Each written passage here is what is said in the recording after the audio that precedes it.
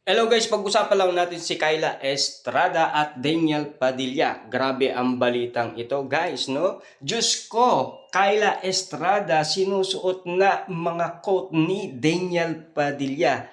Sila na ba talaga? Grabe kasi ang kiligan moment ng mga netizens, lalong-lalo na ang mga Dilulo fans dahil pinagkakaguluhan, pinagpipestaan, at pinag-uusapan na trending nga naman kasi sa social media na talagang kitang-kita na kay Kyla Estrada na talagang kinikilig na siya. Dati simple lang guys eh.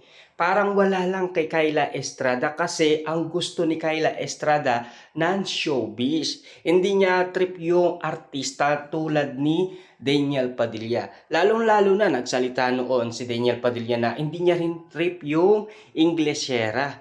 Pero, yung ganito palang eksena nagkakatotoo, di ba? Yung parang ayaw mo sa isang lalaki, ganun pala yung nakatadhana kay Daniel Padilla. Kita nyo naman, no, nag-level up na talaga yung kiligan moment. Kasi nag-matured na umano si Daniel Padilla.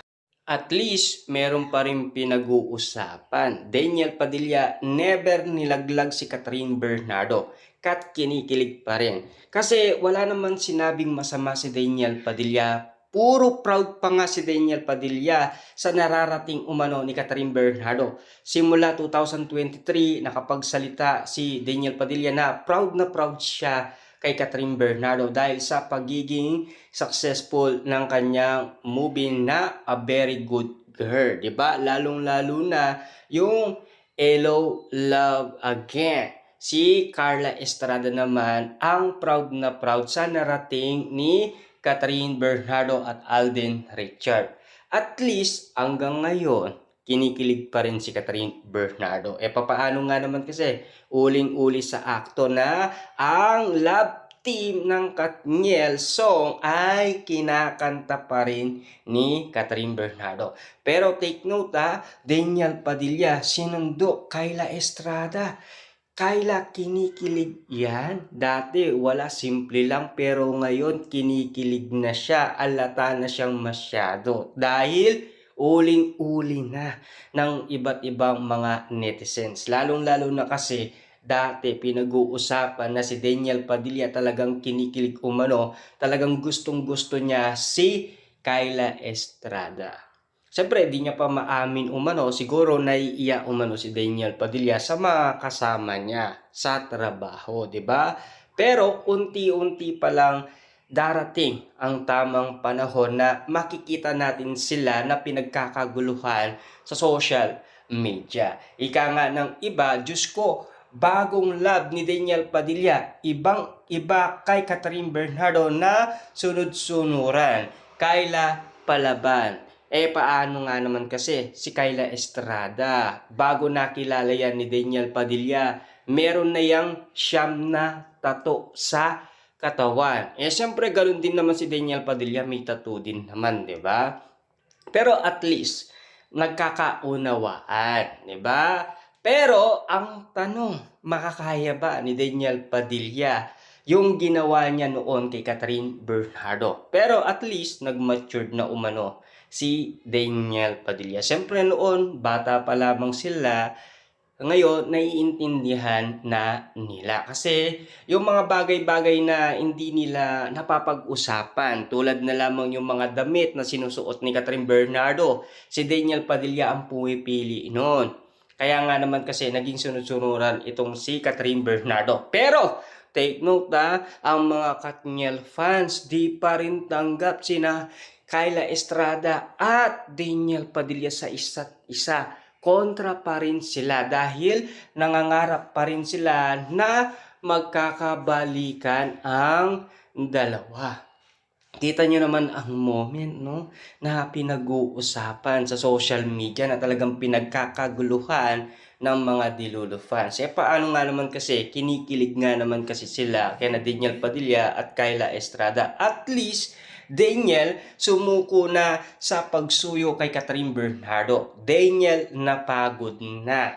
Siyempre, alam nyo naman siguro, 2023, 24, 25, siyang nanunuyo umano kay Catherine Bernardo. Pero, wala talaga eh. Wala nang epekto umano sa pamilyang Bernardo. Kay Catherine Bernardo, okay pa. Kasi nakapag-usap sila, nagbati sila, nakapag-ayos sila, at ang katanungan doon, nagkabalikan daw. Kasi naging usap-usapan yan last 2025. Pero, ang naririnig naman natin sa ABS-CBN, collaboration project ng Katniel. 'Di ba? Meron pa kasi silang After Forever na movie na kailangan matapos yun. Kasi sayang nga naman kasi yun. Sabi nga ni Direk Cathy, 'di ba? Kasi gusto ni Direk Cathy na bumalik ang Katniel. Kaso nga lang kasi, ayon sa balibalita, Diyos ko, inamin masaya si Daniel Padilla kay Kyla Estrada. Uli na ba? Yan kasi ang mga napapag-usapan. Siyempre, alam nyo naman siguro, balitang-balita si Catherine Bernardo, meron na siyang Mayor Mark Alcala.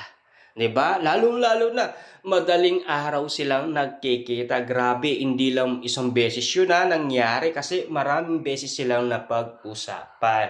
Ngayon, si Daniel Padilla naman ang pinag-uusapan at Kyla Estrada na talagang happy na si Daniel Padilla. Lalong-lalo na in love na si Daniel Padilla. Ang tanong, in love na ba si Kyla Estrada kay Daniel Padilla sa lahat ng mga galawan moves ni Daniel Padilla? Pero take note ano ang sabi ng mga Dilulu fans?